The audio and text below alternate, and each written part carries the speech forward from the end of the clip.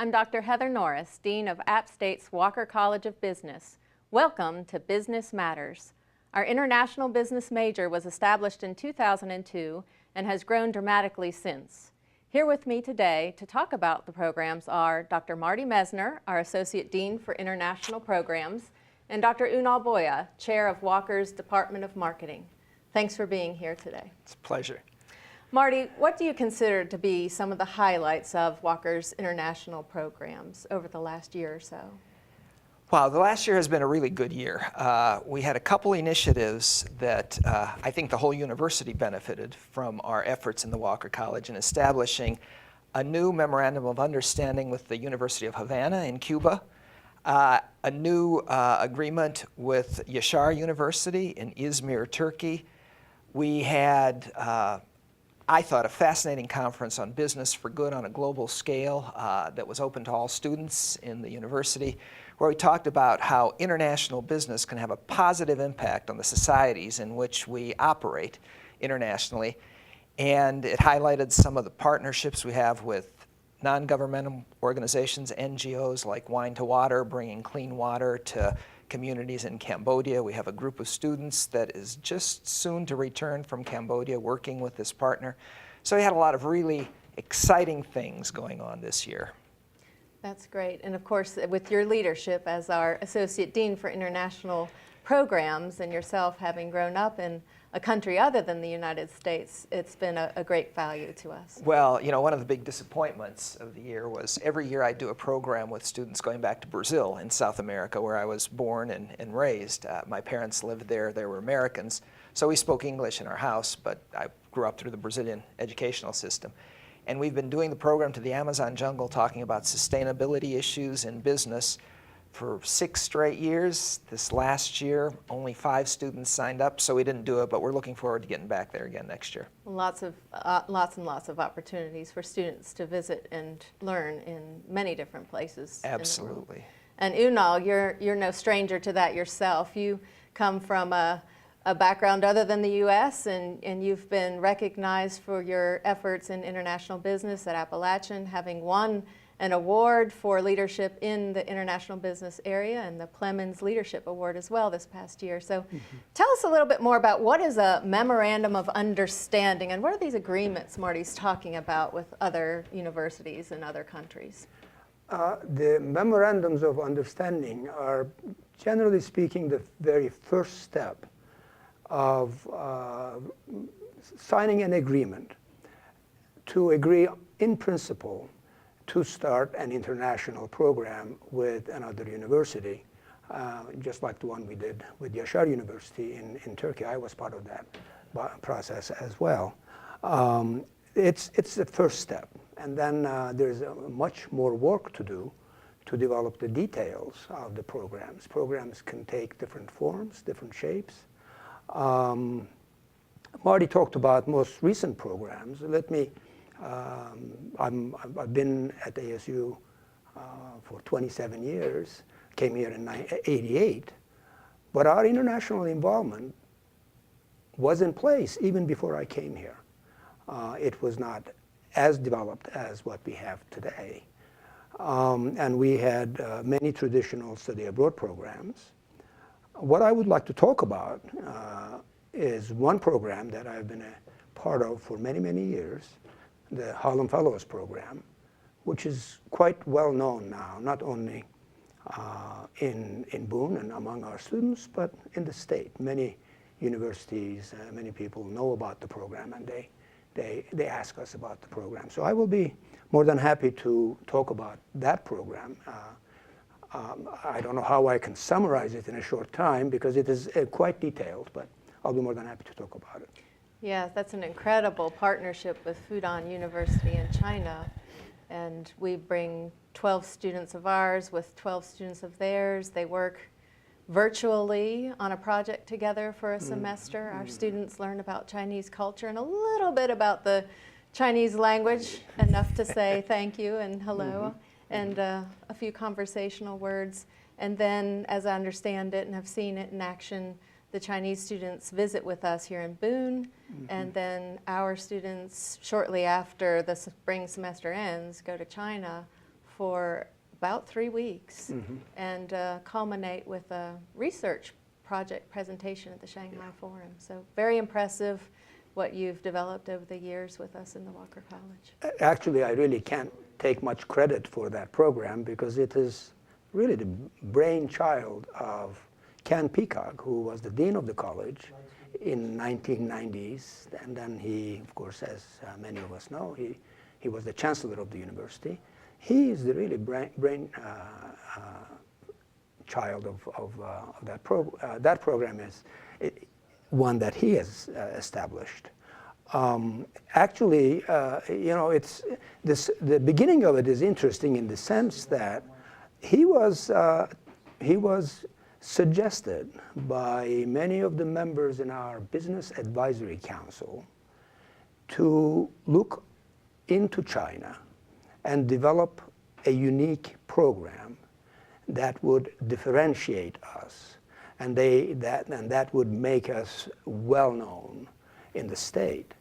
That was his charge, and they said, we will give you some money to support it, and that was the beginning of it. So he's the really this is his visionary program. I just had the privilege of being part of it for quite a few years, 15 years to be exact. I was also part of it when we went there to sign that memorandum of understanding for that program. And they now have a dedication to Appalachian on their campus at Fudan University. On the 10th year anniversary, they put that dedication there on their campus. Many people don't know that they have basically two on their campus, programs dedicated that way. One is a program that they have with Yale University, and the other is with Appalachian State University. I don't know how Yale got in on Yale that. is in good company. Well, that's a wonderful work, wonderful vision, and wonderful execution of that on your part. And Marty, I know you've had some visions of new places for us to go to as we continue the vision of so many years ago. So tell me more about Cuba, which is in the news lately, and this normalization of the diplomatic relations between the United States and Cuba. What does that mean? What are we doing in Cuba? What are the future opportunities? These are great questions. I wish I knew the answer to most of them, but I'll make something up as I go. You know, talking about recent developments, probably in the last few years, we've seen a little bit of a shift in the orientation of the programs that we offer in the College of Business for our students, at least in terms of the short-term programs, a few weeks that faculty lead. And I'm avoiding your question, but I'll get back to it. Over the years, we had more of an emphasis on Europe. And we've seen more of a shift to the developing world in the last 4 or 5 years. We do programs to Sub-Saharan Africa, Central America, South America. And Cuba is part of this interest in being where we can have a positive impact through business on society. So we are fortunate to have been visiting Cuba with students for the last 4 or 5 years, even before all this talk about ending the trade embargo, reestablishing diplomatic relations with even the Castro regime while Raul is still in power. So we have a little bit of history, and we're not just like Johnny-come-lately. Oh, Cuba, now we can do something. We've been kind of plugging away for a while. So the normalization of diplomatic relations basically deals with reestablishing embassies in Washington for Cuba and in Havana for the U.S. We've not even had embassies shared. We sit in a little intersection type arrangement in Havana now, and the Cuban government has representatives in the Swiss embassy in Washington. So we're going to start talking to each other once again. The big thing on the horizon, now that Cuba has officially been dropped from the list of states that sponsor terrorism, is the elimination of this trade embargo that's been in place for 50 years. And this basically is the U.S. government saying, can't buy anything from Cuba, can't sell anything to Cuba, Cuba can't have access to international financial markets, the World Bank, the International Monetary Fund.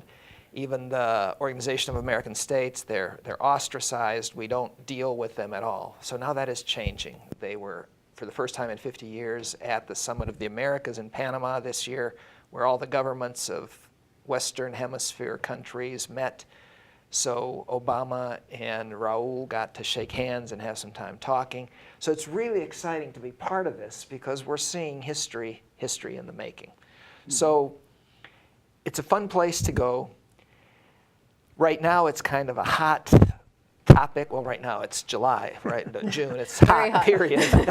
But it's a hot topic, and we have some experience there. So that's been kind of gratifying to be part of this exciting moment. And when do you go again? We go in October, 10th through 17th. We're running multiple programs this year. We're taking students. We're taking some business people that are interested in seeing the changes from the inside. I'm hoping the dean will go along, but I haven't gotten a firm commitment from her yet. You need to get on her. Yeah. I want to plug in something here. I think it's very important. We have been in the forefront of many of these types of programs. It's amazing. I came here in 1988 from the University of Alabama, which was the major university in the state of Alabama. And I was very unhappy there because they really didn't have any international programs. International programs for me are very, very important. So when I came here for a visit, when I found out that China opens up its doors to the world in 1979, and we are in China in 1981 with a program there. So I'm very proud of that kind of a record because this is, we emphasize that. Yeah. Well, when I was hired, I came as a faculty member about 8 years ago. I was hired to teach an international strategic management class to the international business majors. It was required just of them. And I had heard about Appalachian, but I thought, wow, there's this school nestled in Appalachia, which doesn't have really a reputation for international orientation. Right. It's 2 hours from the nearest big airport. How serious can they really be about international education? So I came to check it out, and I was blown away. Yeah. A long tradition, a long history of innovative programs. No real constraints. Your imagination is your constraint. If you decide you want to try something new, the administration is hugely supportive. So it's been a wonderful time here, enjoying the benefits of the international orientation that is in, I think, the DNA of the Walker College of Business. And also infused in Appalachian with our quality enhancement plan for the next 10 years being a focus on international education. So yeah, you're in the right place, and we really do appreciate the contributions that you're making to give our students those transformational educational experiences. Yeah. Some of the students I know who have participated in the study abroad programs that you've led over the years, in some cases it's been their first time on a plane ever. Yeah. Mm-hmm. And when they talk about their experiences, it was life-changing. And I'm thinking about one in particular who participated in the Holland Fellows program a year ago who said, you know, I thought that getting a job in Charlotte would be a big deal and open up my world, and now I'm thinking about living and working in China. So we try not to say that too much to the parents who are coming in for freshman orientation. I think that their eyes get wide and they worry a little bit about having their child live halfway across the world in 4 or 5 years. But it truly is transforming the lives of our students. So but on the other hand, sometimes those parents come and ask us about our programs, and it makes a big difference in their It's view. a reason that their children are coming here. Exactly. Yeah. So it goes both ways. It does. Yeah. And in fact, when you ask the parents in the orientations, you know, what their students are planning to pursue as a major, half of them raise their hands for international business. Wow. Yeah. Wow. Well, we had, I think it was last year, maybe it was the year before, the program to the Amazon in Brazil. There was one student, I won't mention her name, lest somebody sue me or something for that. But we were in the Amazon. It was her first time on a plane, first time out of the country. And we have this picture of her with a boa constrictor wrapped around her neck. She was just holding the boa constrictor, letting it do. And I'm like, oh my goodness, she's going to be strangled. But no, it all worked out well. And you get some experiences that are just unforgettable. I would think that would be high on my list.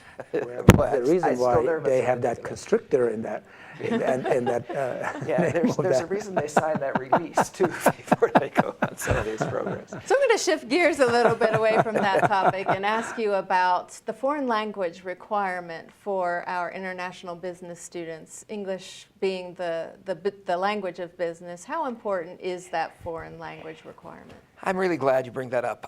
There are two things about the international business major, if I may kind of dwell on that for a minute, that make it unique. They're good ideas, but of the international business major, they're required. One, they have to speak a second language besides English, so that's the foreign language requirement, which is basically you have to have at least the equivalent of a minor in a language other than English. And the other requirement is that they spend at least a semester living abroad. So none of our international business majors can graduate if they haven't lived abroad and they don't speak another language. Now, it's true that English is the language of business. And in a way, being proficient in English gives business people an advantage in this international context. However, Americans who think that, well, I know English, I'm all set, are immediately, in my opinion, at a disadvantage against people who speak English plus their native language. So they command two cultures, they command two languages, they're able to navigate business deals in different settings. Whereas if we are wanting to engage in international business, which means we have somebody that we're transacting with that comes from another culture, speaks another language natively, if all we speak is English, it's actually a disadvantage. So I'm passionate about the language requirement. You don't have credibility in an international setting, in my opinion, if you don't have some command of a second language. And I want to just go a little bit deeper in the language issue. You're bilingual, so and I'm bilingual. Actually, English is not my native language. There is more to just learning a second language. There's more to it than that. I think a second language opens a door or a window that is really not possible to enter unless you speak a second language.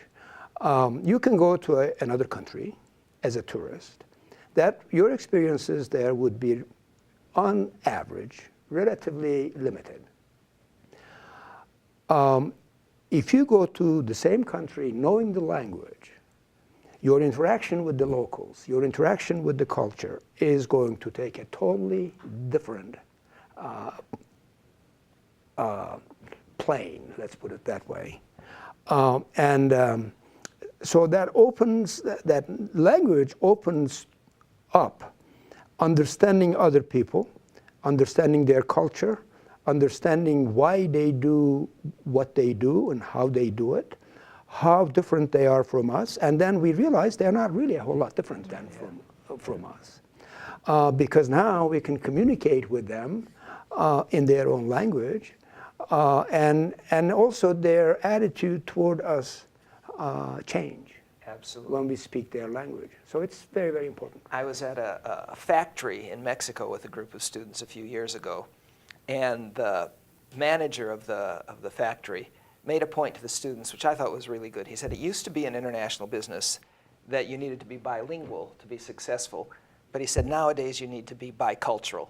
Mm-hmm. And without the language, you have no hope of being bicultural. The language is what gives you entry to that ability to develop a real appreciation and knowledge for other cultures as well, which hopefully would give you a little bit of a competitive advantage in business. Mm-hmm. And Marty, just to personalize this topic, would you share with our audience how you embrace the cultures of each of the countries that you visit? Failingly, I think. I think what you're referring to is the fact that I'm obviously bald, and I'm thankful that Unal is here instead of some young guy with a whole bunch of hair. But one of the things I try to do in every country where I go is get my hair cut, because it's a really low-risk proposition. I can go. We were in Malawi, which is in sub-Saharan Africa, and there was a little barber stand on the side of the road, and we were on this bus going to Lake Malawi with students, and the bus driver agreed to just pull off the side of the road so I could get my hair cut. And the kids could interact with the kids, the students, could interact with other local Malawians. And I walked into this guy's place to get my haircut, and he had never cut a white person's hair before. He had no scissors because it was razor stuff. I couldn't communicate with him. It was a delightful experience, but if I had had a nice head of hair, I don't think I would have had the courage to try his skills. You have to tell us about your experience in Turkey too. That's a must. Oh, well now, here's where being bicultural like Dr. Boya is a real advantage, because he could communicate with the barber. I couldn't really, in Malawi they're supposed to speak English as an official language, but Chichewa is what most of them speak, and I couldn't really communicate. But in Turkey, Dr. Boya went with me to the barber shop. So they were bringing us tea, complimentary tea to have. It was really a social event, thanks to Dr. Boya's involvement.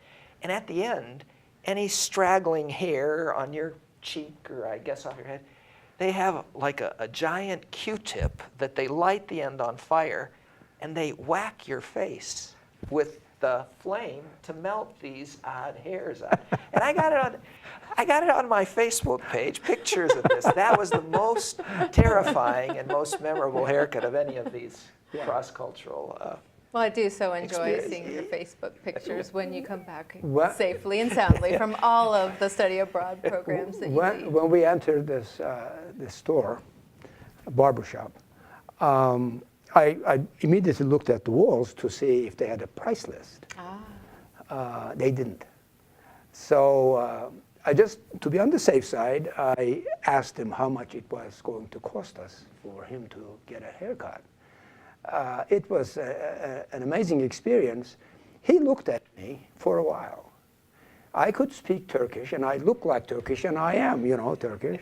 So he looked like me, and he decided to determine what kind of a price would be a reasonable price, acceptable to a Turkish person who speaks Turkish.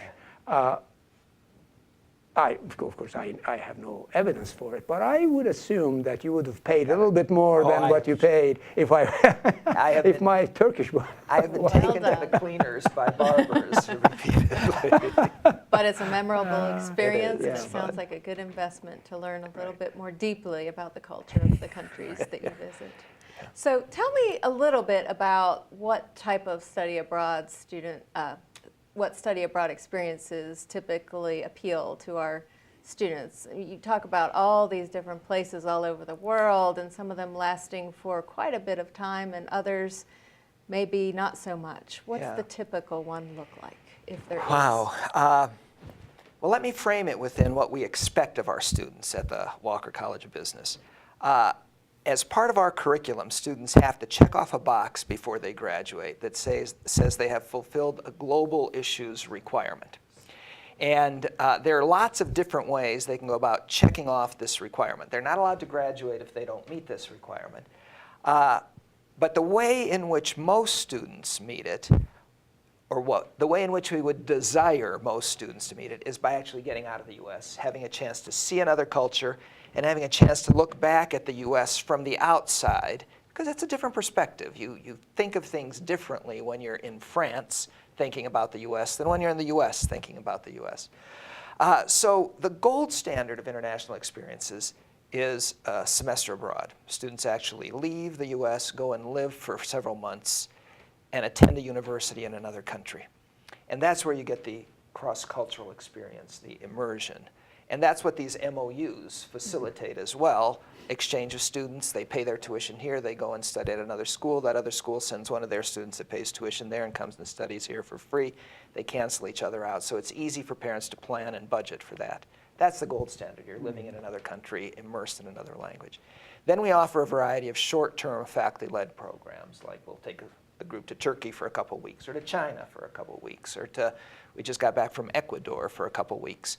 And they'll study some aspect of business in that country, visit different institutions in that country, and quickly, in a 2-week period or so, pick up the basics of doing business there.